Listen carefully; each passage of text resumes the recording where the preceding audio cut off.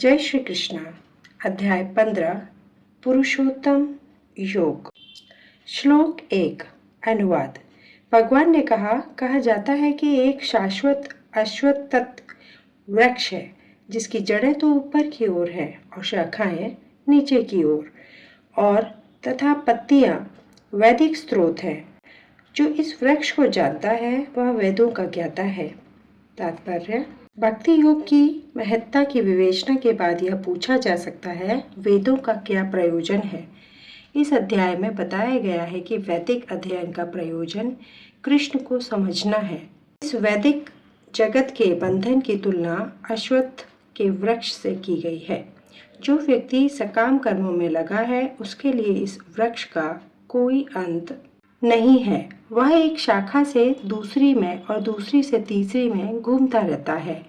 इस जगत रूपी वृक्ष का कोई अंत नहीं है और जो इस वृक्ष में आसक्त है उसकी मुक्ति की कोई संभावना नहीं है।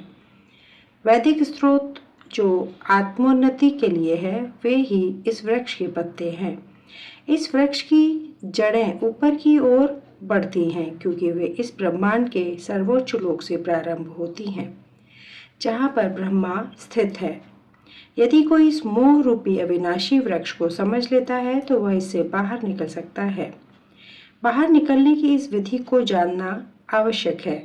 पिछले अध्याय में बताया जा चुका है कि भव बंधन से निकलने की कई विधियां हैं। हम 13वें अध्याय में यह देख चुके हैं कि भगवत भक्ति ही सर्वोच्च कृष्ट है। भक्ति का मूल सिद्धांत है भौतिक कार्यों से विरक्ति तथा भगवान की दिव्य सेवा में अनुरक्ति। इस अध्याय के प्रारंभ में संसार से आसक्ति छोड़ने की विधि का वर्णन हुआ है। इस संसार की जड़ें ऊपर को बढ़ती हैं। इसका अर्थ है कि ब्रह्मांड के सर्वोच्च लोक से पूर्ण भौतिक पदार्थ से यह प्रक्रिया शुरू होती है। वहीं से सारे ब्रह्मांड का विस्तार होता है जिसमें अनेक लोक उसकी शाखाओं के रूप में होते हैं। इसके फल जीवों के कर्मों के फल के अर्थात धर्म, अर्थ, काम तथा मोक्ष के घोतक हैं। यद्यपि इस संसार में ऐसे वृक्ष का जिसकी शाखाएं नीचे की ओर हों तथा जड़ें ऊपर की ओर हों कोई अनुभव नहीं है, किंतु बात कुछ ऐसी ही है। ऐसा वृक्ष जलाशय के निकट पाया जा सकता है। हम देख सकते हैं जलाशय के तट पर उगे वृक्ष का प्रतिबिंब जल में पड़ता है तो उसकी जड़ें ऊपर तथा शाखाएं नीचे की ओर दिखती हैं। दूसरे शब्दों में यह जगत रूपी वृक्ष आध्यात्मिक जगत रूपी वास्तविक वृक्ष का प्रतिबिंब मात्र है। इस आध्यात्मिक जगत का प्रतिबिंब हमारी इच्छाओं में स्थित है। जिस प्रकार वृक्ष का प्रतिबिंब जल में रहता है, इच्छा ही इस प्रतिबंधित भौतिक प्रकाश में वस्तुओं के स्थित होने का कारण है। जो व्यक्ति इस भौतिक जगत से बाहर निकलना चाहता है उसे वैश्लेषिक अध्ययन के माध्यम से इस वृक्ष को भली भांति जान लेना चाहिए। फिर वह इस वृक्ष से अपना संबंध विच्छेद कर सकता है। यह वृक्ष वास्तविक वृक्ष का प्रतिबिंब होने के कारण वास्तविक प्रतिरूप है। आध्यात्मिक जगत में सब कुछ है। ब्रह्मा को निर्विशेषवादी इस भौतिक वृक्ष का मूल मानते हैं और सांख्य दर्शन के अनुसार इसी मूल के पहले प्रकृति, पुरुष और तब 3 गुण निकलते हैं और फिर 5 स्थूल तत्व, 5 महाभूत, फिर 10 इंद्रियां, दशेंद्रियां, मन आदि। इस प्रकार वे सारे संसार को 24 तत्वों में विभाजित करते हैं। यदि ब्रह्मा समस्त अभिव्यक्तियों का केंद्र है तो एक प्रकार से यह भौतिक जगत 180 अंश गोलार्ध में है और दूसरे 180 अंश गोलार्ध में आध्यात्मिक जगत है। चूंकि यह भौतिक जगत उल्टा प्रतिबिंब है, अतः आध्यात्मिक जगत में भी इसी प्रकार की विविधता होनी चाहिए। प्रकृति परमेश्वर की बहिरंगा शक्ति है और पुरुष साक्षात परमेश्वर हैं।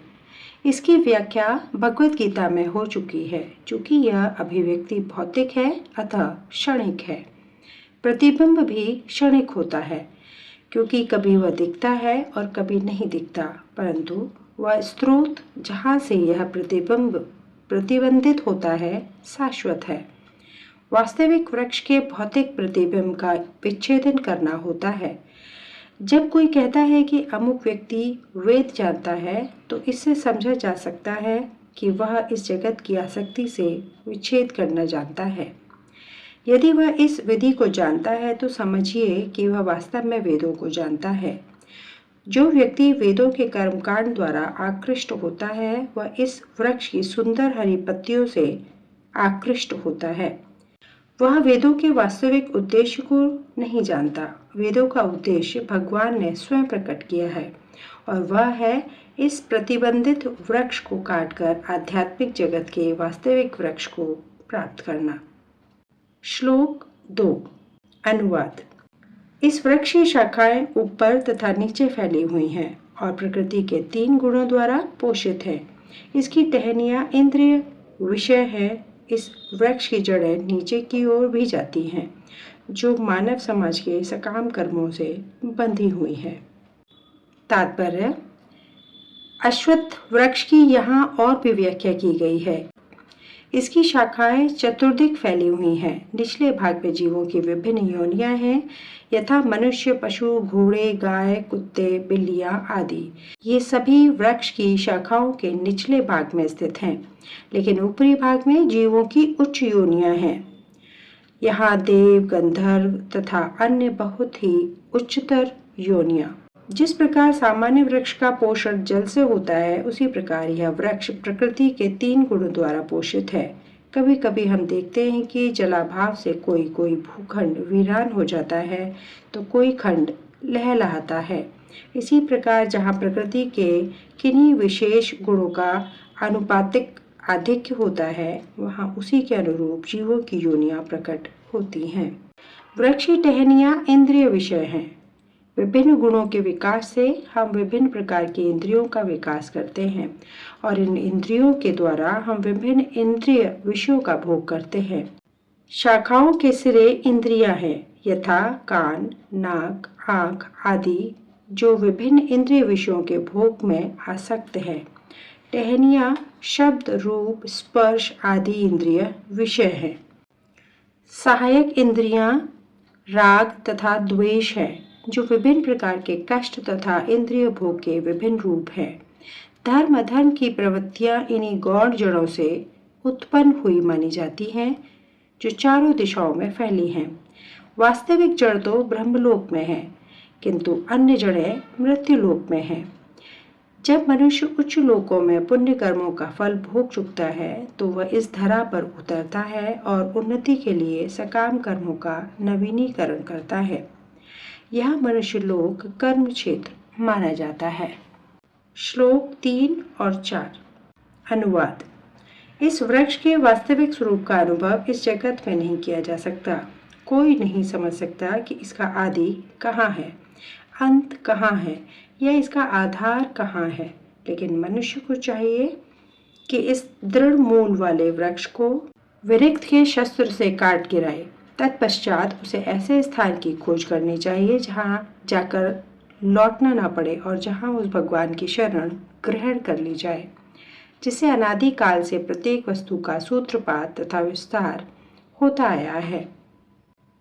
तात्पर्य: अब यह स्पष्ट कह दिया गया है कि इस अश्वत्थ वृक्ष के वास्तविक स्वरूप को इस भौतिक जगत में नहीं समझा जा सकता। चूंकि इसकी जड़ें ऊपर की ओर है, अतः वास्तविक वृक्ष का विस्तार विरुद्ध दिशा में होता है। जब वृक्ष के भौतिक विस्तार में कोई फंस जाता है तो उसे न तो यह पता चल पाता है कि यह कितनी दूर तक फैला है और न वह इस वृक्ष के शुभारंभ को ही देख पाता है। फिर भी मनुष्य को कारण की खोज करनी होती है। मैं अमुक पिता का पुत्र हूँ, जो अमुक का पुत्र है आदि। इस प्रकार अनुसंधान करने से मनुष्य को ब्रह्मा प्राप्त होते हैं, जिन्हें गर्भोदक्षाई विष्णु ने उत्पन्न किया। इस प्रकार अंततः भगवान तक पहुंचा जा सकता है, जहाँ सारी गवेषणा का अंत हो जाता है। मनुष्य को इस वृक्ष के उद्गम परमेश्वर की खोज ऐसे व्यक्तियों की संगति द्वारा करनी होती है, जिन्हें उस परमेश्वर का ज्ञान प्राप्त है। इस प्रकार ज्ञान से मनुष्य धीरे धीरे वास्तविकता के इस छद्म प्रतिबिंब से विलग हो जाता है और संबंध विच्छेद होने पर वह वास्तव में मूल वृक्ष में स्थित हो जाता है। इस प्रसंग में असंग शब्द अत्यंत महत्वपूर्ण है, क्योंकि विषय भोग की आसक्ति तथा भौतिक प्रकृति पर प्रभुता अत्यंत प्रबल होती है। अतएव प्रामाणिक शास्त्रों पर आधारित आत्मज्ञान की विवेचना द्वारा विरक्ति सीखनी चाहिए और ज्ञानी पुरुषों से श्रवण करना चाहिए। भक्तों की संगति में रहकर ऐसी विवेचना से भगवान की प्राप्ति होती है। तब सर्वप्रथम जो करणीय है वह है भगवान की शरण ग्रहण करना। यहाँ पर उस स्थान का वर्णन किया गया है जहाँ जाकर मनुष्य इस जड़ प्रतिबंधित वृक्ष में कभी वापस नहीं लौटता। भगवान कृष्ण वह आदि मूल हैं जहाँ से प्रत्येक वस्तु निकलती है। उस भगवान का अनुग्रह प्राप्त करने के लिए केवल उनकी शरण ग्रहण करनी चाहिए, जो श्रवण कीर्तन आदि द्वारा भक्ति करने के फलस्वरूप प्राप्त होती है। वे ही भौतिक जगत के विस्तार के कारण है। इसकी व्याख्या पहले ही स्वयं भगवान ने की है। अहं सर्वस्य प्रभव, मैं प्रत्येक वस्तु का उद्गम हूँ। अतएव इस भौतिक जीवन रूपी प्रबल अश्वत्थ के वृक्ष के बंधन से छूटने के लिए कृष्ण की शरण ग्रहण की जानी चाहिए। कृष्ण की शरण ग्रहण करते ही मनुष्य स्वतः इस भौतिक विस्तार से विलग हो जाता है। श्लोक 5 अनुवाद।